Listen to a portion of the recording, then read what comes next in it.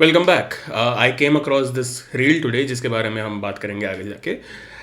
There is still a stigma about men not opening up to anybody, men not opening up to their partners, men not opening up to their girlfriends, men not even going to therapy even if there is like a good amount of availability to it.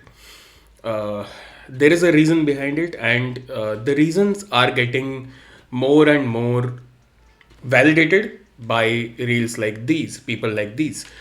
So let's look into what she has to say, and then we will discuss on what the actual problem is. Things that I used to do when I was a pick me. Number one, I used to listen to men vent about their problems. You know why? Men are not heard very often, okay? They don't really open up as much as women do. So when you actually sit and listen to them, they feel like they have a connection with you. So I used to sit and listen to these stupid guys talk about these stupid problems that I never give a about. And I was such a pick me because I thought that maybe if I sat and did these things, then I would get picked. These guys would think that I'm special and that they could open up to me. It used to work, but now I don't give a. Number two, I इसके आगे clearly she has nothing better to say, so I'm not going to play the entire thing. बस ये वाला point था. अच्छा, now we are going to look at the comments as well. You would think कि comments में लोगों ने कहा होगा कि नहीं, this is supposed to be wrong. You should not behave like a complete monster, emotionally manipulating people, letting them believe that you are going to listen to them vent out, going to listen to their problems as well, because you can't shut up about your problems. But looking at the comments, we have the second one actually is very good, which says, isn't lending a listening ear to supposed to be a good thing? So that's a good comment. But बाकी तीन is just इस वाले page में, no, I never compared the size of our palms and I'm forever grateful for that.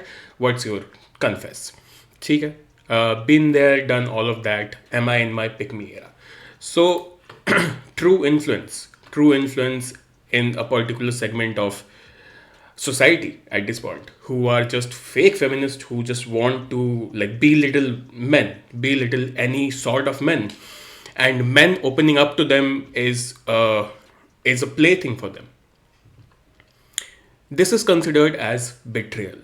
I don't know how women function in their own particular groups, in their own particular heads, and how they look at things. But I'm going to tell you that in the men's circle, this is supposed to be betrayal, betrayal of trust, betrayal of vulnerability.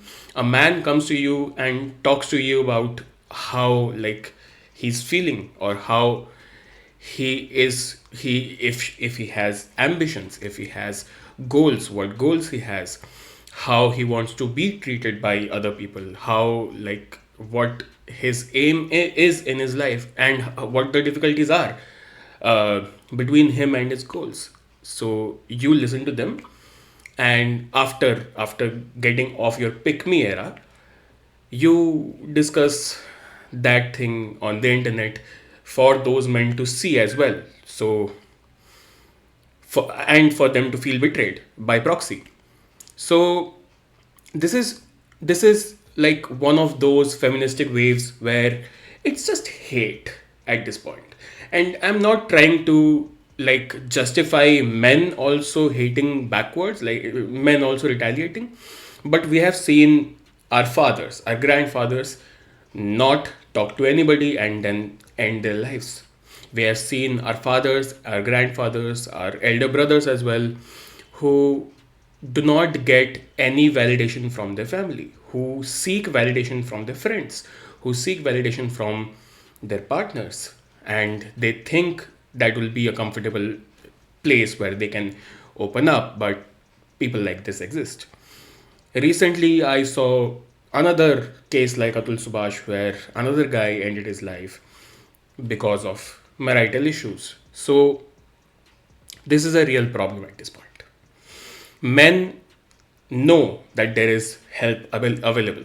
Men know that they should talk to people, but they don't, because this is what they fear, that this is going to happen eventually. That I'm talking to someone and I believe that I can trust that person, but that person actually does not care. and that person actually will go on ranting on the internet about how she did not care when she was in her pick me era. Anyway, so getting back to the father, forefather, grandfather wala thing.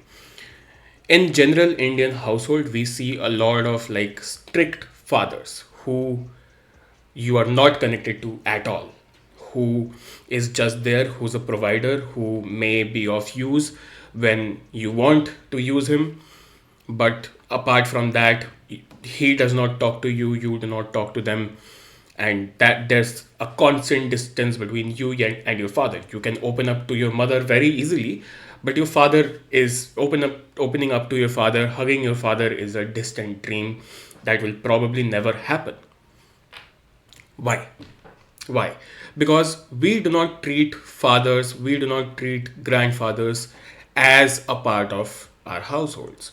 We treat them as commodities, and they have been fine with it. They know their place, they know that they have to continue working for their families, otherwise, they will have zero value. And it has been proven through time and history that if the man of the house, the patriarch of the house, does not provide, he is going to be treated as shit. And he will not have any value in his own household, in his like overall family, in society. Nowhere will he have any stand, any value if he is not the provider. In the journey of being a provider, he keeps a lot of things within him.